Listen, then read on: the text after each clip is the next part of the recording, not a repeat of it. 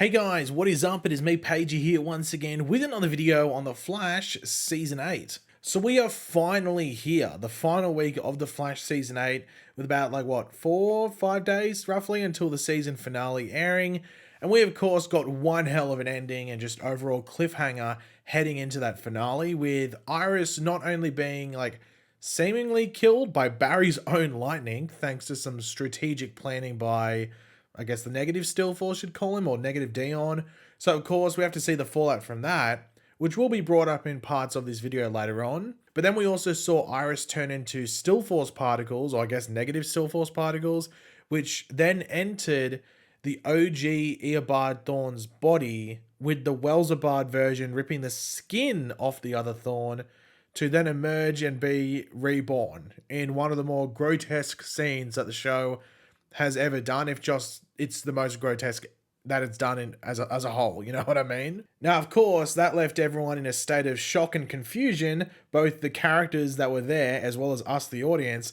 So how the finale picks up from last episode will be interesting to see, and of course, just how they wrap all of it up and just set up season 9, I'm sure has all of us on edge and as curious as we can possibly be. But yeah, in this video, we're going to be extracting some stuff from 3 interviews with the Reverse Flash himself that just ripped off another dude's face. That, of course, being Tom Cavanagh, who talked to TV Line, Entertainment Weekly, and TV Insider. At least those are the 3 interviews we're picking from.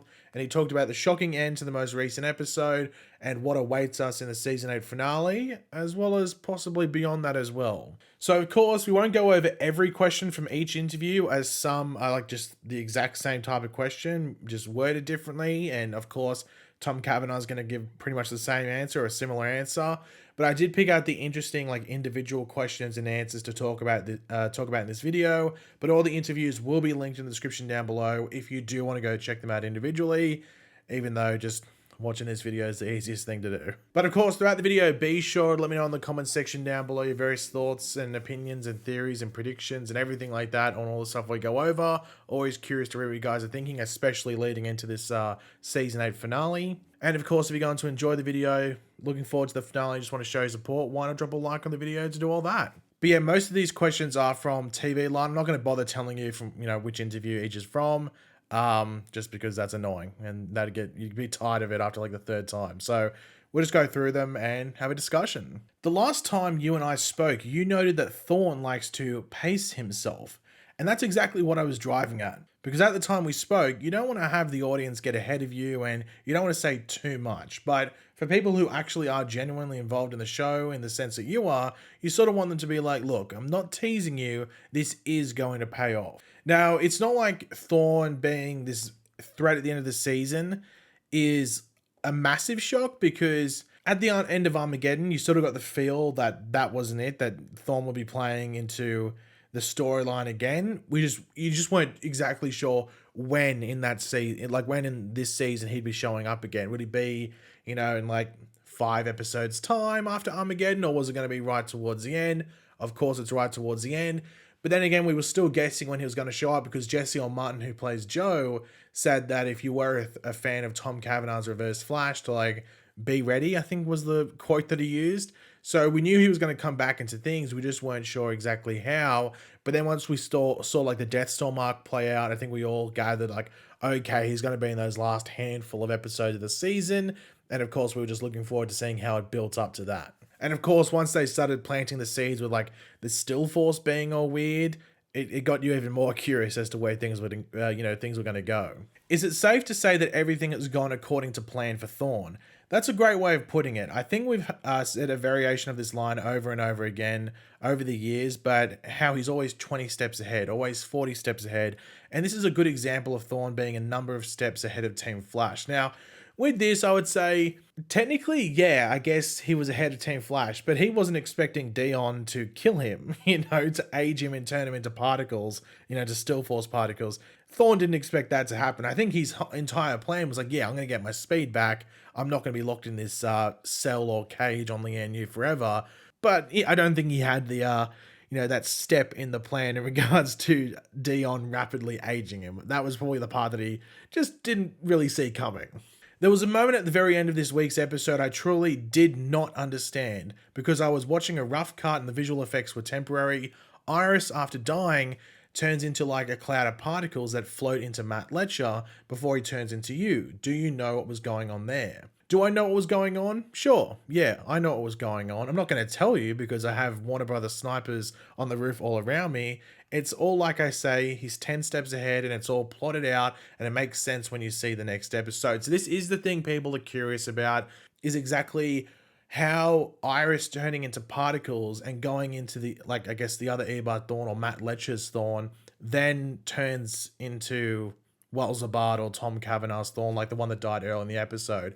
And my thought around it is that there was negative particles because, you know, in the future, they said there was negative tachyons or negative tachyons within Iris. Like when Iris went to see Joan Williams or Joan Garrick, whatever her name is, that's what they found within her. And then Iris is hit with lightning. So that kills Iris, but then wouldn't it like sort of activate the particles and tachyons within Iris, which then could have been placed in there by Dion because he's sort of controlling this negative still force. So technically you're activating those particles which have negative tachyons and are sort of connected to the negative still force, but also Thawne is in there. So you're activating that version of Thawne. It sounds confusing, but I think that's what's happened. Barry hitting Iris with lightning activated all those particles while also, I guess, like quote unquote killing Iris. So I think that's what's going to be explained to a rough degree. Maybe not exactly, but I think that's roughly what's, you know, what was happening. I was going to make a video on it, but I can sort of just quickly explain it right there and then in this video. So it's not worth an entire video dedicated to it. But I think that's what's going to happen. If you have any corrections to that potential explanation, let me know in the comments. But that's what I roughly think is going to be happening in the finale. That's like the rough explanation I would give. Now, obviously, the question of Iris coming back is going to be another thing, but we'll get to it because that's what the next question has to do with. How worried should we be for Iris? At first, I was like, how can you do the show without Iris? But Carlos Valdez, who played Cisco, also felt like the heart and soul of the show. As long as the numbers are there, I think the show will persist. So I guess you could be worried about Iris, but that's going to be up to the individual's worry meter. Now, on a personal note, I think a lot of people might agree with this. I think the past 4 or 5 episodes prove you can do the show without Iris quite damn easily. Just pointing out the obvious. But in regards to Iris coming back, as I was alluding to before when we were talking about, I guess, her death scene and the recreation of the other Thawne, I think I said this in my trailer breakdown, or I mentioned it in some regard. I can see Iris coming back to life if killing Thawne releases those particles again, which then can recreate Iris. Especially if there's a possibility where like the normal Dion comes back and maybe he can tinker with it or something like that. That's how I could see it playing out and how Iris comes back to life, but that's only if Thawne dies. So I think that's how it's going to play out, but we'll wait and see in like 4 or 5 days time when all of that plays out, I guess.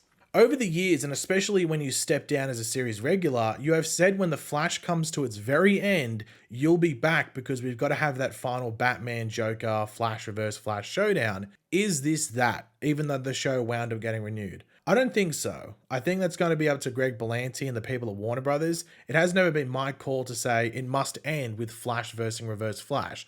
That's just what Grant and I have always talked about, and Berlanti has talked about because it makes sense. The other thing is that if the show goes another 20 years because Gustin keeps doing it, maybe it wouldn't be such a good idea to have a couple of 100-year-old people facing off against each other. I think a lot will be determined by the success of the show and how many seasons they have, how many stories they have to keep telling. Now, the thing is that I always will sit on the choice that the show will end with Flash versus Reverse Flash. However, that doesn't mean it's Flash versus Tom Cavanagh's Reverse Flash. I think this could be the end of Tom Cavanagh's Reverse Flash in its current state. And you could still end the show with Flash versus maybe a younger Reverse Flash or a different version, whether it's in season 9 or season 10 or season 15. I think season 10 is probably the max it will go if it goes another season past season 9. But that's what I've always seen happening. So I agree partly with this. It's just that I don't think it's necessary or it has to be with Tom Cavanagh's Reverse Flash, and that this season maybe could be where that ends. So Obviously, we're going to know because it's the finale. And if he's going to go, he's going to go in this episode. And of course, as I was saying before, I think the only way you could really bring back Iris that makes sense is if Thorn dies. Unless there's a way to like withdraw all those particles and reconstruct Iris or something like that. I don't know. It's a bit confusing, but I don't know. I just think this finale could be the last time we see this version of Tom Cavanagh's Eobard Thawne. The second last thing is, how is this Thawne going to be different from what we've seen from you before? You'll just have to watch. The lovely thing about this is you didn't see that moment coming. So he's talking about the end of the episode, you know, when he emerges from the skin. We've got some more of that on the way, and I don't want to deprive you of those same emotions for when you see it.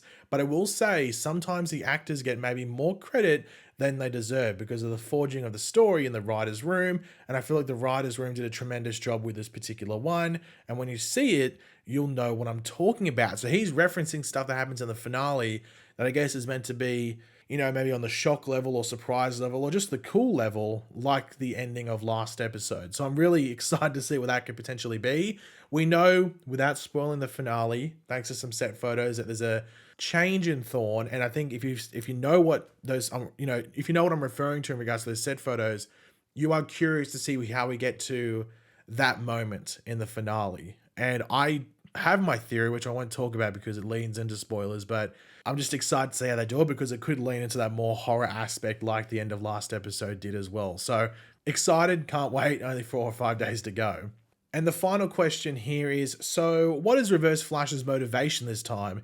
Is he just still trying to kill Barry? Like, is that his thing? Have you read Moby Dick? Listen, when a guy has a white whale out there, he's not going to settle, and there's more to it, and I won't give it away, but that is what it seems to be in broad strokes, you know? Thank you, Herman Melville. So Herman Melville is the author who wrote Moby Dick, if you didn't know.